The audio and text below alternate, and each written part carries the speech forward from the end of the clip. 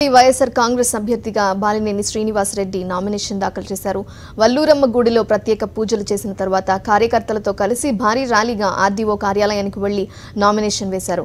Ongole assembly స్థానంలో అత్యధిక మెజార్టీతో గెలుస్తానని బాలినేని ధీమా వ్యక్తం చేశారు. ఎమ్మెల్యే దామచర్ల అభివృద్ధి పేరిట అవినీతికి పాల్పడ్డారని, వేసిన రోడ్లపై మళ్లీ రోడ్లు వేసి పర్సెంటేజీలు తిన్నారని విమర్శించారు. ఎన్నికలకు సిద్ధంగా ఉన్నామని, ఖచ్చితంగా గోల్ రీచ్ అవుతామని బాలినేని ధీమా చెప్పారు.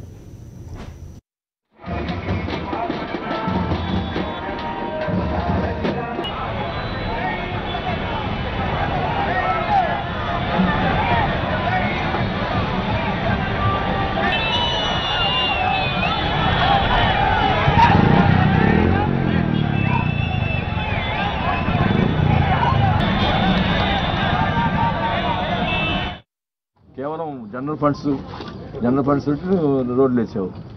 అది కూడా గతంలో 25%, 30% లెస్ ఉండే రోడ్లు నువ్వు పర్సంటేజ్ తీసుకొని రోడ్లు వేసావు. అది వాస్తవా కాదా? ప్రజలందరూ అడుగుదాం. ఎవరైనా కానీ రోడ్డు మీద ఎవరినైనా అడుగుదాం, వాస్తవా కాదా అనేది.